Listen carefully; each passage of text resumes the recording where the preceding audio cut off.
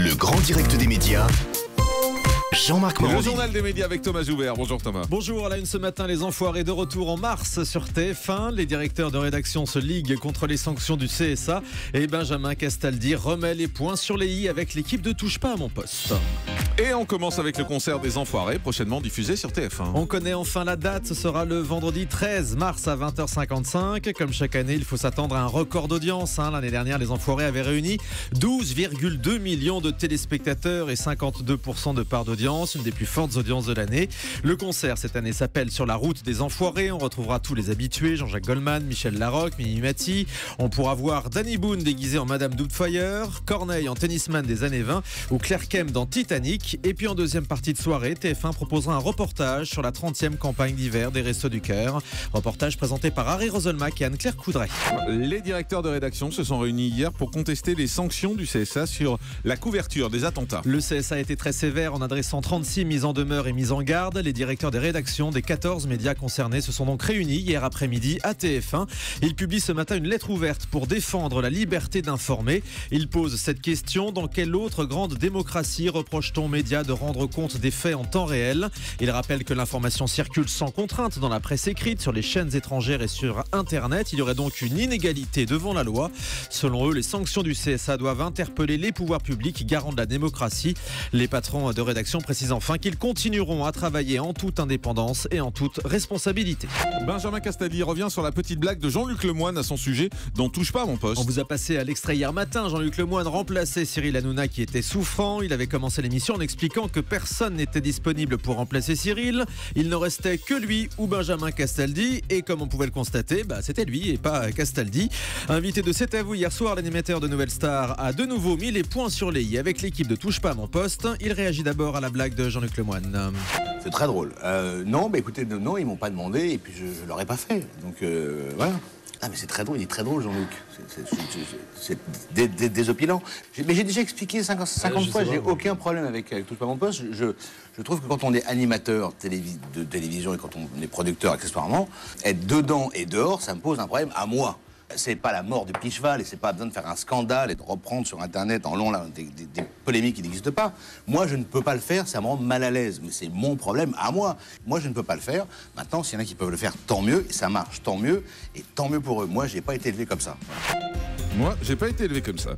Le président du groupe M6 revient sur l'échec de Rising Star. À l'occasion de la publication des résultats financiers du groupe, Nicolas de Taverneau accorde une interview au Figaro ce matin. Il parle bien d'échec pour Rising Star, mais un échec qui n'a pas pesé significativement sur les comptes, pas de catastrophe industrielle donc. Le groupe M6 a vu son chiffre d'affaires progresser l'année dernière de 0,4% pour un résultat de 123 millions d'euros.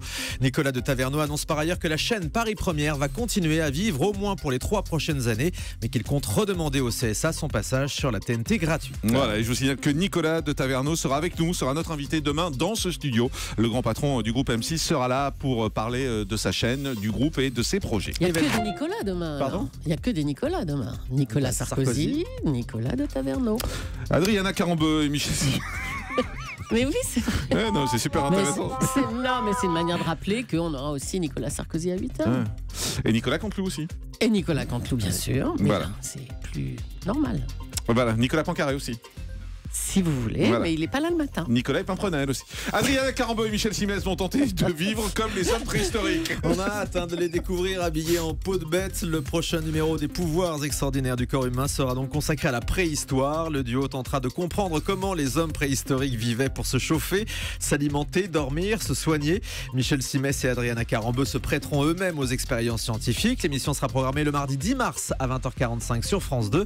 À noter qu'un autre numéro de l'émission est déjà prévu pour s'intéresser cette fois aux différences entre hommes et femmes. Karine Ferry arrive à la présentation du loto sur TF1. L'aboutissement d'une carrière. ça, alors, c'est méchant.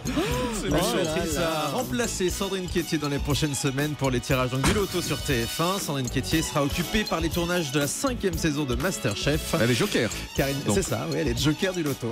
Un aboutissement. Karine Ferry rejoint Cerruti, Estelle Denis et Jean-Pierre Foucault dans cette Dream Team du loto sur la D8 va remporter programmé des caméras cachées de François Damiens. La semaine dernière, D8 a fait un carton avec les caméras planquées du comédien belge, plus d'1,5 million de téléspectateurs. La chaîne va donc remettre ça le 11 mars prochain à 20h55. Après s'être rendu en Corse, François Damiens sera cette fois en Suisse. Et puis la prochaine saison des Anges sur Énergie 12 ne sera pas lancée en prime, comme c'était le cas d'habitude, mais alors un dimanche à 18h30. L'année dernière, la saison 6 avait bénéficié d'une grande émission en deuxième partie de soirée pour son lancement. On imaginait également un prime time pour cette année, mais ce sera à 18h30, donc le dimanche 8 mars. On retrouvera, comme d'habitude, d'anciens candidats de télé-réalité. Ils partiront pendant plusieurs semaines cette année au Brésil. À noter que l'émission ne s'appelle plus Les Anges de la télé-réalité, mais Les Anges tout court. Les Anges tout court ? Oui. C'est bizarre. Je préfère Les Anges de la télé-réalité que Les Anges tout court. Bah oui, mais ils veulent plus, ils veulent gommer l'image de télé-réalité. C'est un jeu de mots pourri. Ouais. Et toujours Les Anges tout court. Ah oui, bien sûr. Ça s'appellera Les Anges. tout court. Tout court. Et toujours à propos de ces anges, Tout court. la production dément avoir contacté Philippe On dirait que Etchebest. tout court est dans le titre. Eh ben là, justement, votre c'était manière ça, de le dire. l'humour. C'était la blague en fait. Dis donc. Dans une interview sur France Info, le chef d'M6 affirmait avoir été contacté pour participer à un programme de télé-réalité. Selon lui, on lui aurait proposé de coacher des anciens des anges de la télé-réalité pour monter un restaurant aux États-Unis. Il a évidemment refusé, sauf que la production des anges que nous avons jointe dément totalement cette information. En fait, Philippe Etchebest a dû confondre avec Giuseppe Ristorante, une autre production d'Énergie 12. Allez, on termine avec le chiffre du jour. 770 000, le nombre d'exemplaires vendus du livre de Valérie Trierweiler avant sa réédition en livre de poche, une réédition qui ne sera finalement pas remaniée. L'ex-compagne du président avait prévu quelques modifications et des ajouts à son livre, mais selon l'Express, Valérie Trierweiler a finalement renoncé pour, je cite, ne pas gêner François Hollande dans le climat actuel après les attentats du mois de janvier. Merci Thomas. Le grand direct des médias, Jean-Marc Morandini.